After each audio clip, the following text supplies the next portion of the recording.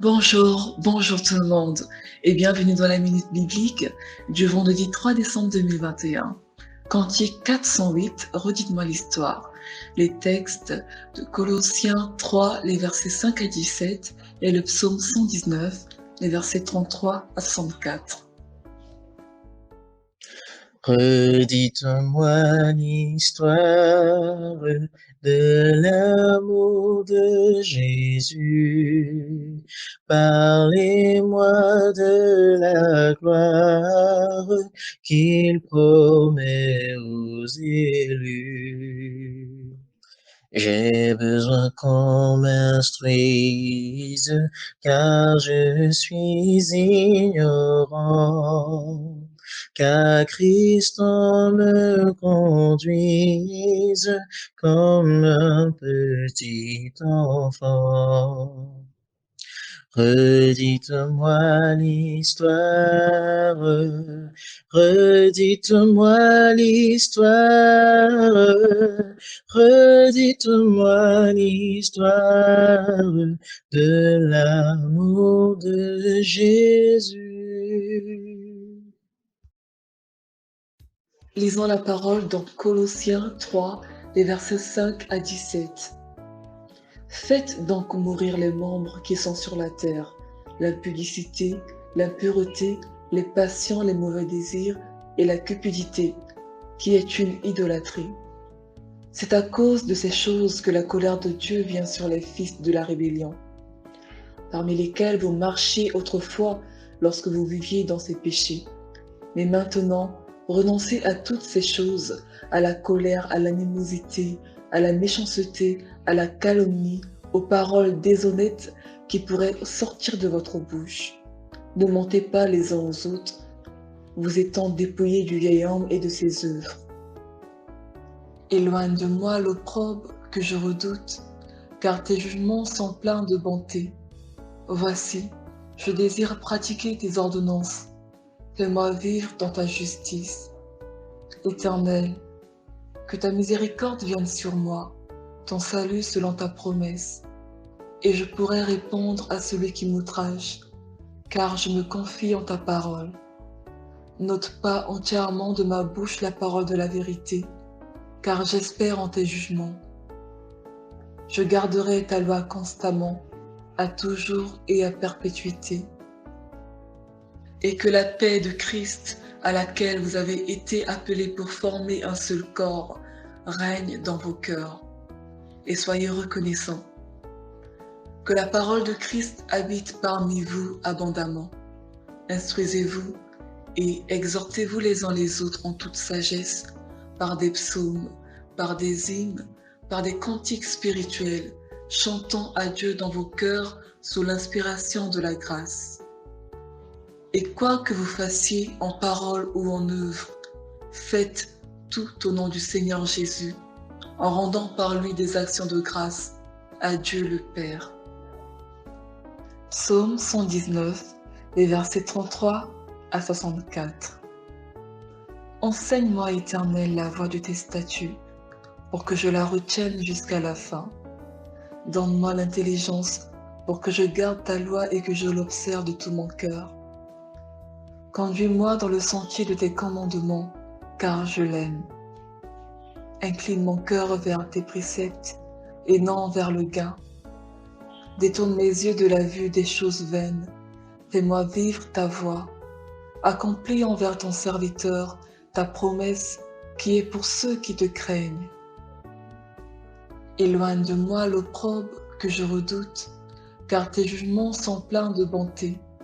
Voici, je désire pratiquer tes ordonnances. Fais-moi vivre dans ta justice. Éternel, que ta miséricorde vienne sur moi, ton salut selon ta promesse, et je pourrai répondre à celui qui m'outrage, car je me confie en ta parole. N'ôte pas entièrement de ma bouche la parole de la vérité, car j'espère en tes jugements. Je garderai ta loi constamment, à toujours et à perpétuité. Je marcherai au large, car je recherche tes ordonnances. Je parlerai de tes préceptes devant les rois, et je ne rougirai point. Je fais mes délices de tes commandements, je les aime. Je lève mes mains vers tes commandements que j'aime, et je veux méditer tes statuts. Souviens-toi de ta promesse à ton serviteur, puisque tu m'as donné l'espérance. C'est ma consolation dans ma misère, car ta promesse me rend la vie. Des orgueilleux me chargent de raillerie, je ne m'écarte point de ta loi. Je pense à tes jugements d'autrefois, ô Éternel, et je me console. Une colère ardente me saisit à la vue des méchants qui abandonnent ta loi. Tes statuts sont le sujet de mes cantiques, dans la maison où je suis étranger. La nuit, je me rappelle ton nom, ô Éternel, et je garde ta loi. C'est là ce qui m'est propre, car j'observe tes ordonnances. Ma part, ô Éternel, je le dis, c'est de garder tes paroles. Je t'implore de tout mon cœur, aie pitié de moi selon ta promesse. Je réfléchis à mes voies et je dirige mes pas vers tes préceptes. Je me hâte, je ne diffère point d'observer tes commandements. Les pièges des méchants m'environnent, je n'oublie point ta loi. Au milieu de la nuit, je me lève pour te louer, à cause des jugements de ta justice. Je suis l'ami de tous ceux qui te craignent et de ceux qui gardent tes ordonnances. La terre, ô Éternel, est pleine de ta bonté. Enseigne-moi tes statuts. Amen. Bonsoir bien-aimés dans le Seigneur, bonsoir peuple de Dieu. Je suis le pasteur Benjamin Yango de l'Église du Seigneur Jésus-Christ au Cameroun, à Douala, PK8, entre laïcs. Je viens ce matin pour nous entretenir en quelques minutes sur ce merveilleux passage que l'apôtre Paul nous a écrit dans le livre de Colossiens au chapitre 3, du verset 5 au verset 15. Bien-aimés, dans ce passage, nous trouvons des expressions qui sont similaires au style de vie que nous manifestons au quotidien. La Bible nous dit, faites donc mourir les membres qui sont sur la terre, c'est-à-dire l'impudicité, l'impureté, les passions, les mauvais désirs, la cupidité, bien sûr, qui est une idolâtrie. Bien-aimé, faire mourir, c'est faire disparaître. Faire mourir, c'est faire annuler. C'est outrepasser. C'est empêcher que la chose ne prenne de l'ampleur. C'est empêcher que la chose ne croisse dans notre vie. Il y a donc ces choses que la Bible a énumérées ici, qui sont des choses qui sont en horreur à l'Éternel. C'est un type de péché que ce verset, ce passage biblique a énuméré, qui en réalité font partie du quotidien de la vie et même y compris de la vie de certains enfants de Dieu. L'apôtre Paul va donc citer l'impudicité. Bien-aimé, l'impudicité n'est autre chose que la dépravation, l'immoralité sexuelle, le vice, la perversion, le dévergondage.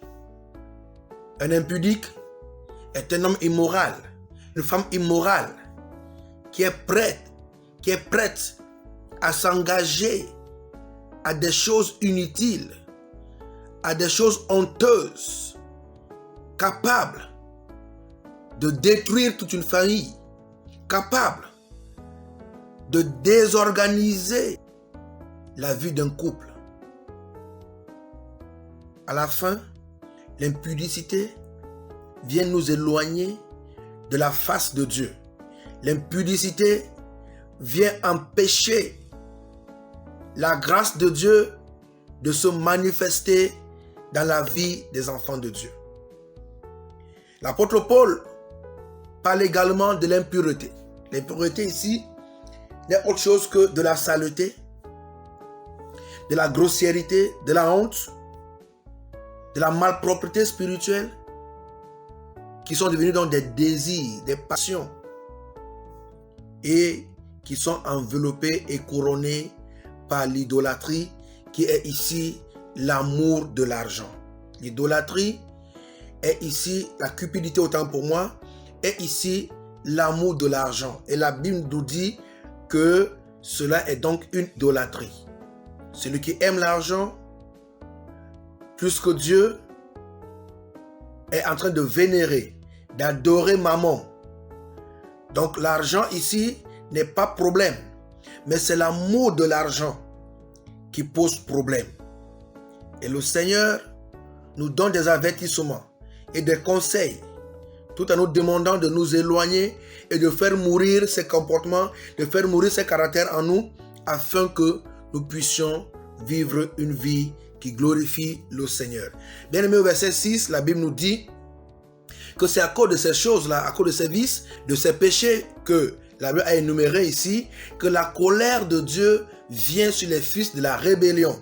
La rébellion ici est un camp de personnes, est une secte, est un regroupement de personnes qui défendent une idéologie et qui se rebellent contre le système établi.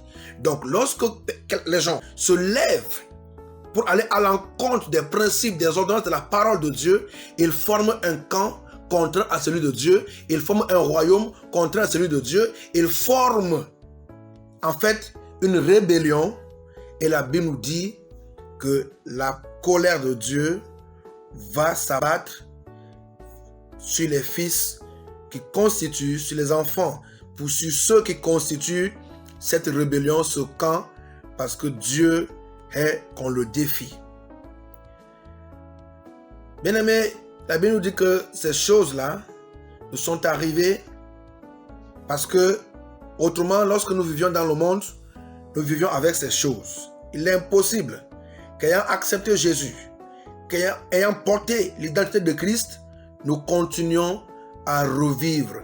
Nous continuons à être esclaves de ces choses qui, en réalité, vont faire battre la colère de Dieu dans chacune de nos vies. Le verset 8 va nous donner la solution. Il dit maintenant, renoncez à toutes ces choses.